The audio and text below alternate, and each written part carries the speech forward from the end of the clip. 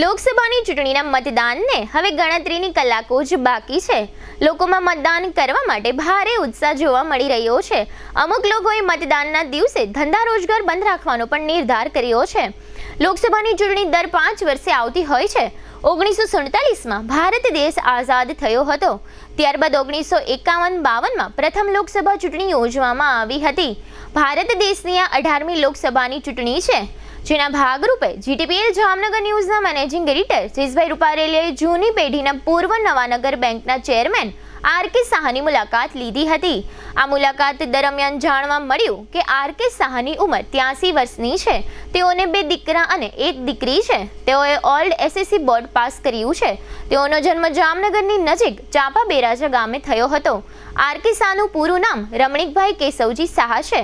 તેઓ 1964માં જામનગર ખાતે એક ગાડામાં માલ સામાન લઈને તેમના માતૃશ્રી સાથે રહેવા આવી ગયા હતા। રમણીકભાઈ શાહના પિતાશ્રીનું તેમના જન્મ પહેલા મૃત્યુ થયું હતું। તેઓએ જામનગરમાં બ્રાસ પાટની ફેક્ટરી કરી હતી। તેમાં તેઓ ખૂબ જ સફળ થયા હતા અને તેઓ આર્થિક રીતે પણ ખૂબ જ સમૃદ્ધ બન્યા હતા।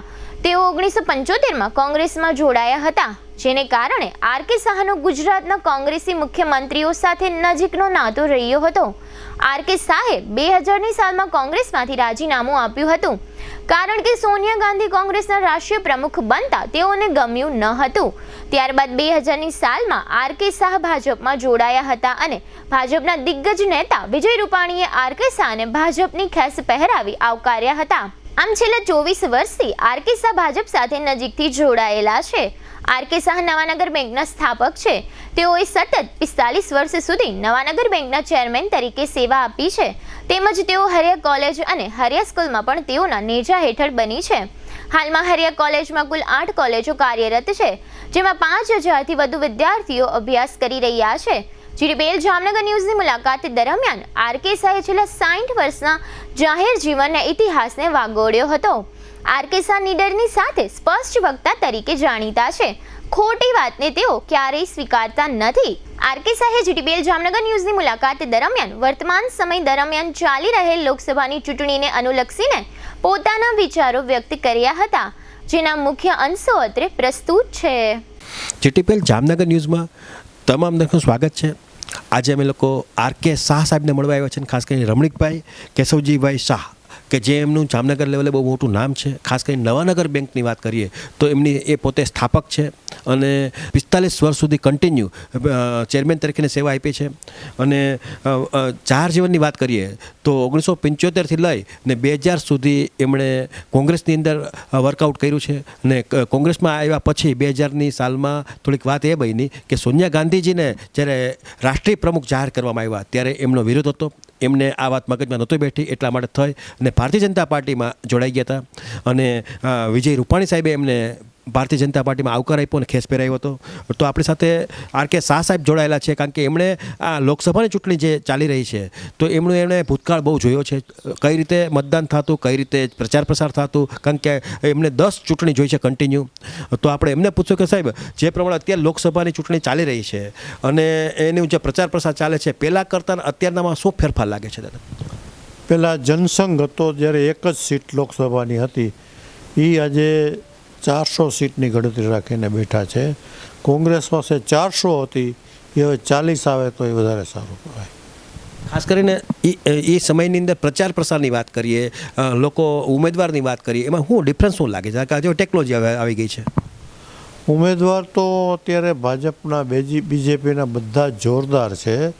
અટલ બિહારી વાજપેયીથી કરી અને નરેન્દ્ર મોદી સહિતના બધા હોશિયાર છે। બીજું, ભાજપના જે કાર્યકરો છે એ એટલા બધા ઉત્સાહી છે અને પોતાને ખર્ચે એ સેવા આપી રહ્યા છે। ખાસ કરીને ધારો કે અત્યારે કોંગ્રેસની વાત કરીએ તો એક યુવાન ઉમેદવાર એવા જેપી મારવિયાને કોંગ્રેસે ટિકિટ આપી છે અને ભાજપે પૂનમબેન માડમને ટિકિટ આપી, એને 3જી વખત રિપીટ કર્યા છે। શું કહેવું છે? મારવિયાને કોઈ ઓળખતું જ નથી, જ્યારે પૂનમબેન 3જી વખત રિપીટ થશે। દરેક વખતે ઇલેક્શનમાં વિજય થાય એટલે હું પહેલવેલી માળા હું પહેરાવું છું હરિયા કોલેજમાં।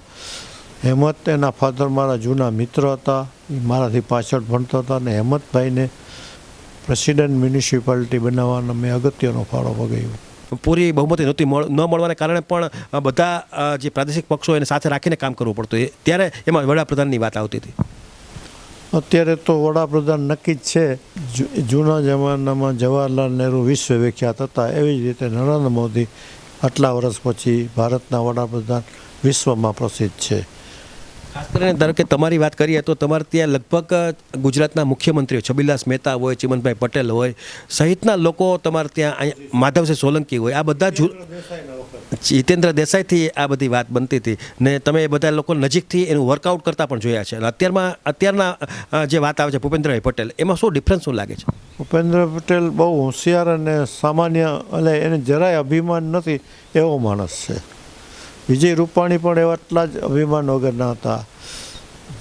સોનિયા ગાંધીને મળવું હોય તો કોંગ્રેસના રાજ્યમાંથી કોઈ ચીફ મિનિસ્ટર આવે તો 2 દિવસ સુધી મુલાકાત નથી મળતી. નરેન્દ્રભાઈને આપણા એકે મહેતા પણ દિલ્હી જઈને મળી આવે એવા સિમ્પલ માણસો છે બધા.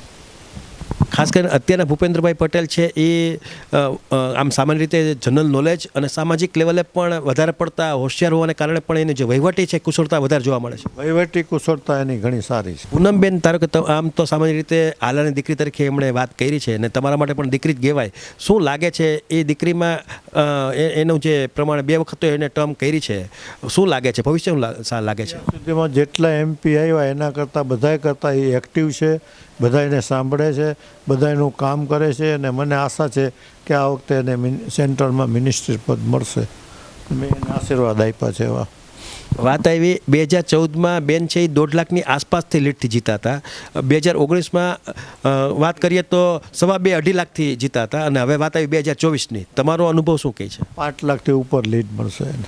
છેલ્લા સાહેબ તમને કહ્યું, તમારી ઉંમર 83 વર્ષની છે પણ તમે છેલ્લા 60 વર્ષથી જામનગરમાં સ્થાયી થયા છો અને ખાસ કરીને તમે જ્યારે આવ્યા અહીંયા જામનગર લેવલે ત્યારે એક કહેવાય ને કે એક ગાડું ભરી નાનકડું ગાડું ભરીને તમારું માલ સામાન લઈને આવ્યા હતા. અત્યારે તમારી વ્યાખ્યા છે એ અલગ શ્રીમંતમાં થવા માંડી છે.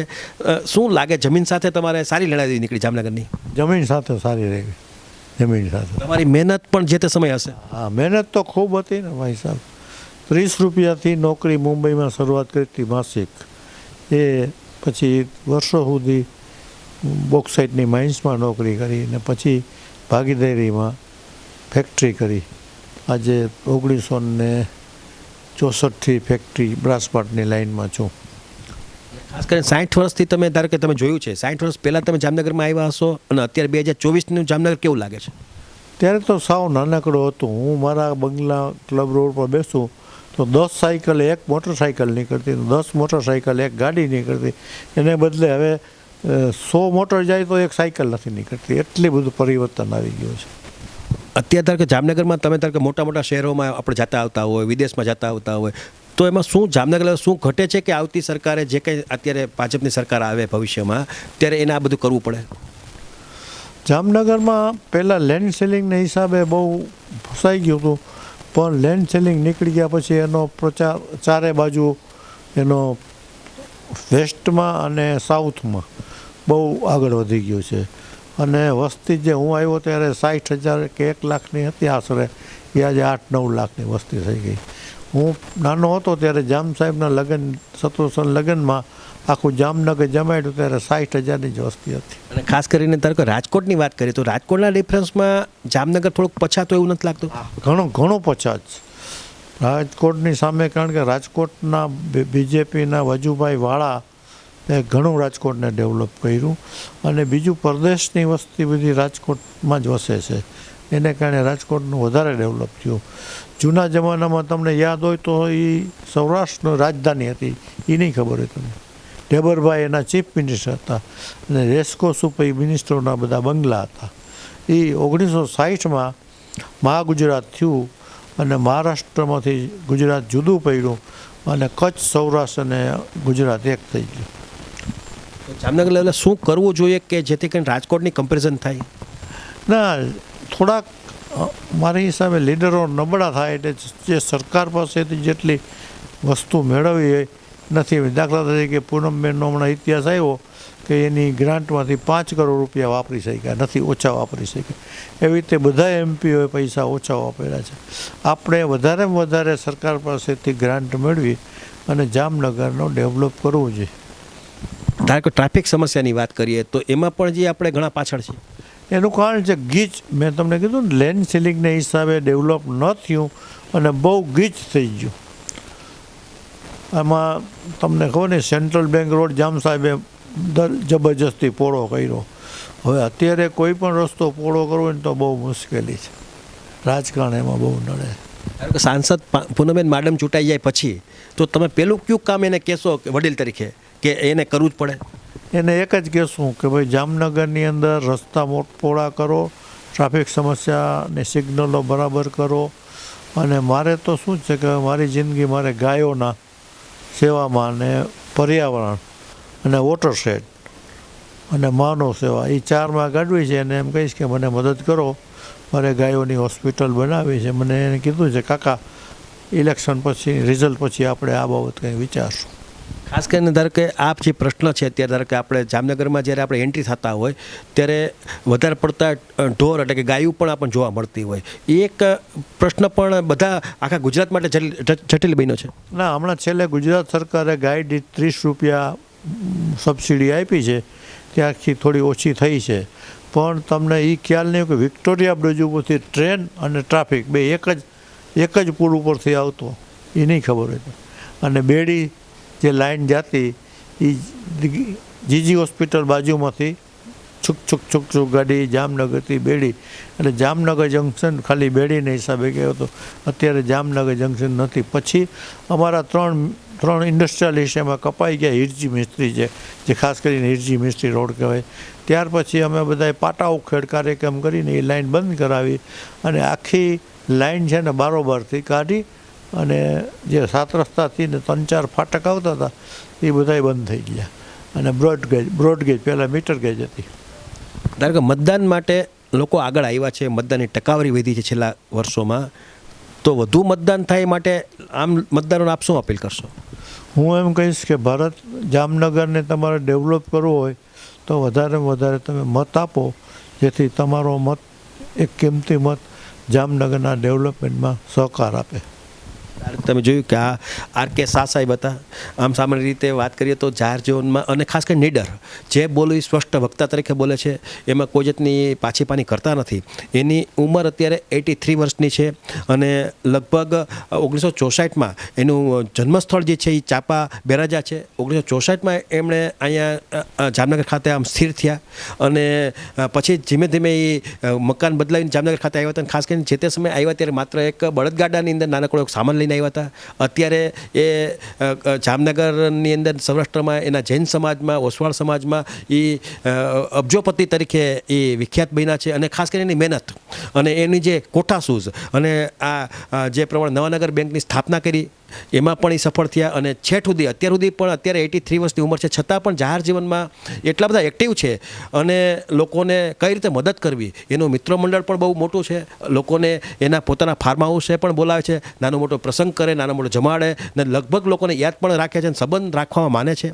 એટલે આ રીતે ઘણા વર્ષોની વાત કરીએ તો ઘણો મોટો અનુભવ છે જાહેર જીવનનો, રાજકીય લેવલ હતો. એટલે જીટીપીએલ જામનગર ન્યૂઝ આ બાબતનો લોકોને એક નોલેજ મળે અને ચૂંટણી કઈ રીતે થતી એનું એક નોલેજ મળે, એ ભાવથી અમે લોકો આજે આર.કે. સાહેબની મુલાકાત લીધી.